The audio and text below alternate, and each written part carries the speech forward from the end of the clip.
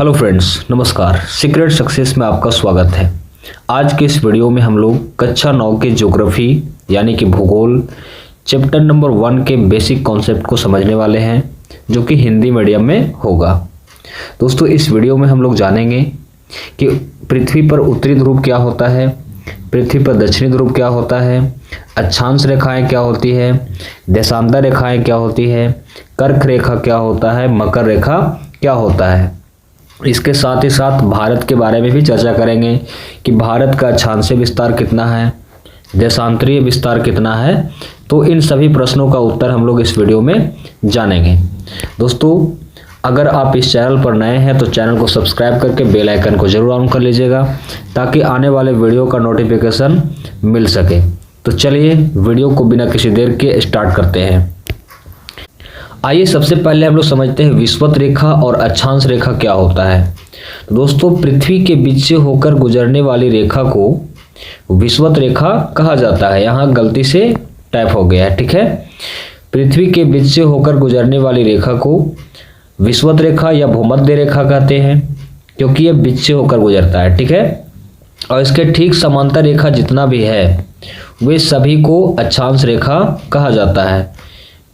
विषुवत रेखा के समांतर रेखा को अक्षांश रेखा के नाम से जाना जाता है। दोस्तों, इसमें अगर आप यहाँ पे खड़े हैं तो इसमें कोण कैसे नापते हैं, तो यहाँ से आप ध्रुव को देखें, यहाँ पे मध्य में देखना है आपको, ठीक है। ध्रुव तो यहाँ हो गया, मध्य में देखना है, सेंटर पॉइंट पे देखना है। तो यहाँ पे जैसे आप यहाँ खड़ा है तो 1 डिग्री, 2 डिग्री, 3 डिग्री इसी तरह से मापेंगे। और अगर आप यहाँ पहुँच जाएंगे तो कितना डिग्री का कोण बन जाएगा, 90 डिग्री का कोण बन जाएगा। यानी कि विषुवत रेखा के 0 डिग्री अक्षांश पे आप खड़ा हैं तो उत्तरी ध्रुव में कितना अक्षांश होगा, 90 अक्षांश होगा। कितना अक्षांश होगा, 90 अक्षांश होगा, ठीक है।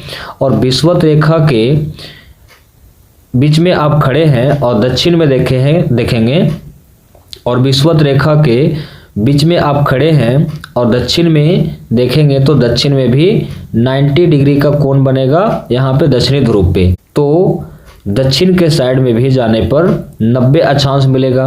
तो 90 अक्षांश उत्तरी ध्रुव में और 90 अक्षांश दक्षिणी ध्रुव में, तो 90-90 कितना हो जाएगा, 180 हो जाएगा। और एक जो है अक्षांश बीच में है तो 90 और 1 कितना हो जाएगा, 181 हो जाएगा, ठीक है। कुल अक्षांश की संख्या कितना हो गया, 181 हो गया, ओके।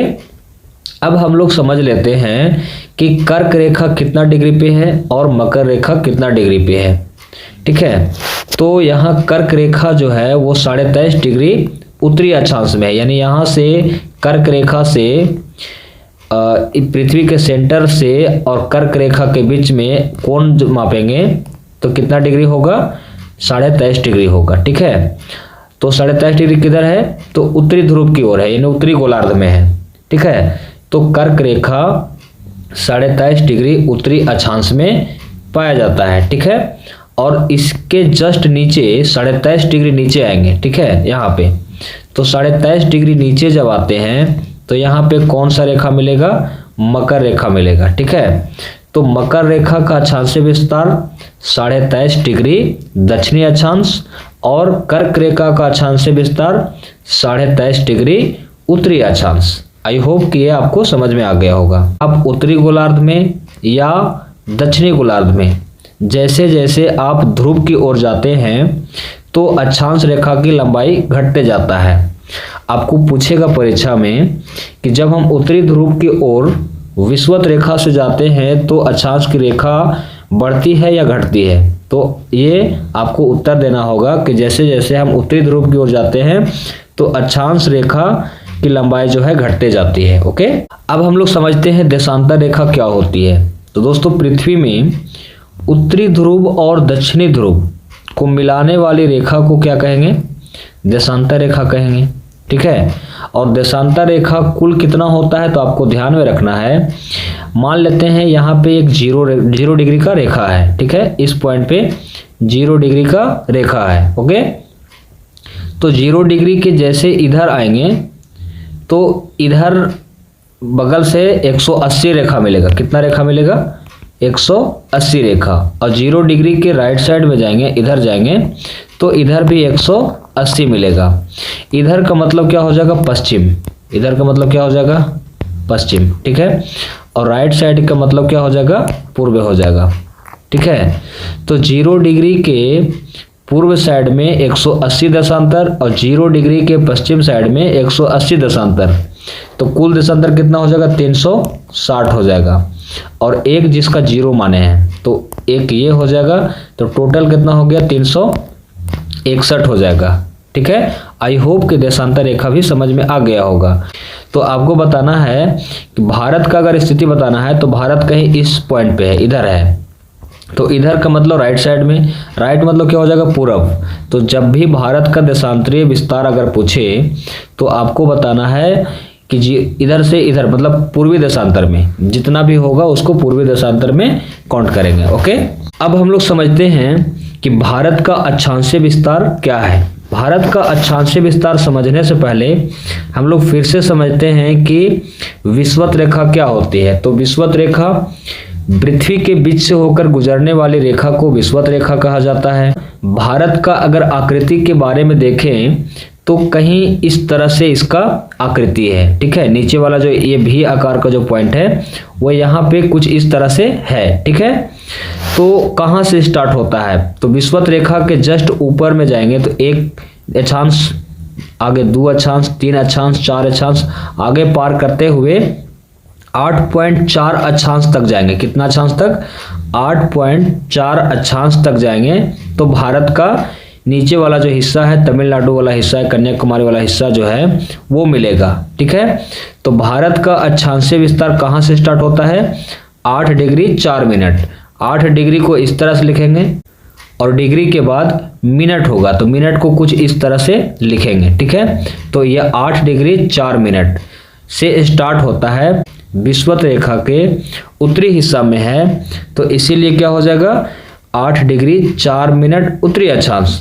और यहाँ से हम ऊपर की ओर जाएंगे तो ऊपर मतलब उत्तर की ओर जाएंगे, ठीक है। आपको ध्यान में होगा, बचपन में आप पढ़े होंगे कि ऊपर में क्या होता है? नॉर्थ होता है, नीचे में साउथ, इधर में क्या होता है? ईस्ट, और इधर में क्या होता है? वेस्ट। तो ऊपर जाएंगे तो नॉर्थ मतलब उत्तर में जाएंगे, तो उत्तरी साइड में जाएंगे तो उत्तरी अक्षांश बोलेंगे। तो अक्षांशीय विस्तार समझने के लिए 8 डिग्री 4 मिनट उत्तरी अक्षांश से 37 डिग्री 6 मिनट उत्तरी अक्षांश तक जो है इसका अक्षांशीय विस्तार है। अगर हम बात करें भारत में कुल अक्षांश कितना है तो 37 में से 8 घटा देंगे, 8.4 घटाएंगे तो लगभग 29 पॉइंट कुछ आएगा। इसको हम मोटा मोटी 30 मान लेते हैं। तो भारत में कुल कितने अक्षांश हो जाएंगे? 30 अक्षांश हो जाएंगे, ठीक है। आपको ध्यान में रखना है भारत में कुल कितने अक्षांश? 30 अक्षांश है, ठीक है। अब हम लोग समझते हैं कि भारत का देशांतरीय विस्तार कितना है। तो भारत का देशांतरीय विस्तार हम लोग फिर से समझते हैं कि भारत में जो देशांतर है 0 डिग्री कहाँ लिया गया है? तो लंदन के ग्रीनविच जगह पे लिया गया है। और भारत जो है वो पृथ्वी पर पूर्वी गोलार्ध में है। पूर्वी गोलार्ध का मतलब क्या हो जाएगा? पूर्वी गोलार्ध का मतलब हो जाएगा कि भारत जो है लंदन के पूरब साइड में है, ठीक है। तो पूरब साइड में है तो कितने देशांतर पर है? तो यहाँ से 0 डिग्री काउंट करेंगे, 1 2 3 आगे आते जाएंगे तो यहाँ पे 68 डिग्री 7 मिनट पूर्वी देशांतर की ओर आएंगे तो भारत का गुजरात वाला हिस्सा मिलेगा, ठीक है। तो 68 डिग्री 7 मिनट से लेकर के यहाँ तक जाएंगे तो 97 डिग्री 30 मिनट तक, 97 डिग्री 30 मिनट तक इसका देशांतरीय विस्तार होगा, ठीक है। आपको ध्यान में रखना है कि 68 डिग्री 7 मिनट से 97 डिग्री 30 मिनट तक, ठीक है। और अगर आपसे पूछे कि कुल देशांतर भारत में कितना गुजरता है तो 97 डिग्री 30 मिनट में से 68 डिग्री 7 मिनट घटाएंगे तो लगभग ये हो 29 पॉइंट कुछ आएगा, लेकिन इसको मोटा मोटी हम 30 मान लेते हैं, ओके। तो 30 देशांतर भी और 30 अक्षांश भी। तो भारत में देशांतर भी 30, अक्षांश भी 30। अब हम लोग समझते हैं कि भारत में कर्क रेखा किस किस राज्य से गुजरता है। तो भारत में कर्क रेखा यहाँ से होकर गुजरता है, हल्का दर्शाया गया है। भारत में सबसे पहले कर्क रेखा कहाँ प्रवेश करती है? गुजरात में। इसके बाद राजस्थान में, इसके बाद एमपी यानी कि मध्य प्रदेश में, फिर छत्तीसगढ़ में, फिर झारखंड में, फिर वेस्ट बंगाल में, फिर त्रिपुरा में और उसके बाद फिर मिजोरम में। तो आपसे पूछे कि भारत में कर्क रेखा कितने राज्यों से गुजरती है, तो 8 राज्यों से होकर गुजरती है। ठीक है। और भारत में मानक समय रेखा कितना है, तो भारत में मानक समय रेखा जो है वो 82.5 डिग्री है। कितना डिग्री है, 82.5 डिग्री पूर्वी देशांतर। आपको ध्यान में रखना है 82.30 डिग्री को भारत का मानक समय माना गया है, क्योंकि ये बीचों बीच है। भारत के बीचों बीच जो लाइन है उसी को मानक समय रेखा माना गया है। जो यहाँ पे जो समय होगा वो पूरे भारत में होगा। ठीक है। अब हम लोग इसके बारे में कुछ पॉइंट्स लिखे हैं, इसके बारे में देख लेते हैं। ठीक है। ये हमने देखा कि अक्षांश और देशांतर रेखाओं से बने जाल को क्या कहते हैं, ग्रिड कहते हैं। ओके। और भारत का अक्षांश से विस्तार कितना है, तो 8 डिग्री 4 मिनट उत्तरी अक्षांश से 37 डिग्री 6 मिनट उत्तरी अक्षांश। और भारत का देशांतरी विस्तार कितना है, 68 डिग्री 7 मिनट पूर्वी देशांतर से 97 डिग्री 30 मिनट पूर्वी देशांतर से। ठीक है। इसके बाद भारत का मानक समय रेखा कितना है, तो मानक समय रेखा 82.5 डिग्री है। आपको ध्यान में रखना है। भारत में कुल अक्षांश कितना है, 30, और कुल देशांतर भी कितना है, 30 है। आगे हम लोग देखेंगे कि भारत का कुल क्षेत्रफल कितना है, तो भारत का कुल क्षेत्रफल जो है 32.8 लाख वर्ग किलोमीटर। आपको ध्यान में रखना है 32.8 लाख वर्ग किलोमीटर। कि विश्व का भारत का क्षेत्रफल जो है वो कितना प्रतिशत है, मतलब कुल विश्व में 100% भूमि है, उसमें से कितना हिस्सा जो है वो भारत का है, तो 2.4%। कितना परसेंट, 2.4%। ठीक है। और विश्व में भारत जो है कैमा बड़ा देश है, तो 7वां बड़ा देश है। स्थल सीमा की लंबाई, यानी भारत का जो आकृति है वो साइड का जो लंबाई है किनारे से लेकर के स्थल का, जल का नहीं स्थल का, तो 15,200 किलोमीटर, 15,200 किलोमीटर है। जलीय सीमा की लंबाई कितना है, तो 7516.6 किलोमीटर है। उत्तर में हिमालय स्थित है। भारत के उत्तर में कौन सा पर्वत स्थित है, हिमालय स्थित है। दक्षिण में हिंद महासागर स्थित है। ठीक है। और भारत का मानक समय रेखा जो है वो हम लोग देख लिए 82.5 डिग्री पूर्वी देशांतर है। पृथ्वी जो है 1 डिग्री देशांतर घूमने में कितना समय लेती है, तो 4 मिनट का समय लेती है। कितना मिनट का लेती है, 4 मिनट का लेती है। और भारत में कितने देशांतर है, तो भारत में 30 देशांतर है। तो 30 को मल्टीप्लाई करेंगे 4 से तो कितना आ जाएगा, 120 मिनट। 120 मिनट को अगर घंटा में चेंज करेंगे तो 60 मिनट में 1 घंटा होता है, तो 120 मिनट में 2 घंटा होगा। ठीक है। तो गुजरात जो है वो पश्चिम में है और अरुणाचल प्रदेश भारत के पूर्व साइड में है।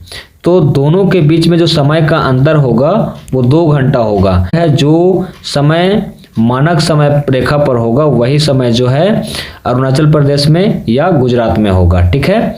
अगर आपसे पूछे कि भारत और लंदन के बीच में कितना समय का अंतर है, तो भारत और लंदन के समय में सबसे पहले हम लोग देखेंगे 82.5 डिग्री जो है से लंदन से दूर है। कितना डिग्री, 82.5 डिग्री। और 1 डिग्री देशांतर घूमने में 4 मिनट का समय लेता है, तो 82 को 4 से मल्टीप्लाई कर देते हैं, तो 4 दूनी कितना आ जाएगा, 8, और 8 चौक कितना हो जाएगा, 32। तो यहाँ से लगभग 328 आ रहा है। और 2 मिनट जो आधा डिग्री का है वो 2 मिनट, तो 330 मिनट। कितना मिनट आ जाएगा, 330 मिनट। इसको 60 से डिवाइड कर देंगे, इन्हें घंटा में चेंज कर देंगे। तो 60 से जब डिवाइड करेंगे तो कितना आ जाएगा, 60 को 5 से मल्टीप्लाई करेंगे तो 60 पची कितना आ जाएगा, 300। कितना आ जाएगा, 300 आ जाएगा। 30 यहाँ पे बचेगा, यहाँ पॉइंट बैठा करके और यहाँ 0 बैठाएंगे तो 60 बचे फिर 300 हो जाएगा। ठीक है। यानी लगभग कितना आ जाएगा, 5.5 घंटा। ठीक है। तो भारत और लंदन का समय के बीच कितना अंतर हो जाएगा, तो 5.5 घंटा का अंतर हो जाएगा। आपको ध्यान में रखना है। ठीक है। आइए यहाँ कुछ नोट्स लिखा है कि भारत और यूरोप के बीच में दूरी को कम करने के लिए 1869 में स्वेज नहर बनाया गया। आपको ध्यान में रखना है। ठीक है। अगर आपसे पूछे कि सुएज नहर का निर्माण कब किया गया, 1869 ईस्वी में किया गया था। ठीक है, इससे 7000 किलोमीटर का दूरी जो है भारत और यूरोप के बीच में कम हो गया था। ठीक है, भारत से जब यूरोप जाते थे लोग तो काफ़ी लंबे समय तक जहाज में ही रहते थे, लेकिन सुएज नहर को खुलने से 7000 किलोमीटर दूरी कम हो गया, जिससे भारत से यूरोप तक लोग आसानी से कम समय में पहुंच जाते थे। ठीक है, आगे लिखा है कि भारत में 28 राज्य है तथा 8 केंद्र शासित प्रदेश है, आपको ध्यान में रखना है। और भारत के पड़ोसी देश कितने हैं, तो आपको याद रखना है, एक ट्रिक था कि बचपन में MBA किया। ठीक है, तो बचपन में यानी बांग्लादेश, चीन, पाकिस्तान, नेपाल, म्यांमार, भूटान, अफगानिस्तान और एक आपको याद रखना है द्वीपीय देश जिसका नाम है श्रीलंका। तो भारत के कुल पड़ोसी देश कितना हो जाएगा, 8 हो जाएगा, जिसमें आपको याद रखना है द्वीपीय देश जो है वो श्रीलंका है। दोस्तों आई होप कि ये वीडियो आपको पसंद आया होगा। वीडियो पसंद आया हो तो वीडियो को लाइक कीजिएगा। चैनल पर नए हैं तो चैनल को सब्सक्राइब करके बेल आइकन को ऑन कर लीजिएगा ताकि आने वाले वीडियो का नोटिफिकेशन मिल सके। टेक केयर, बाय बाय, धन्यवाद।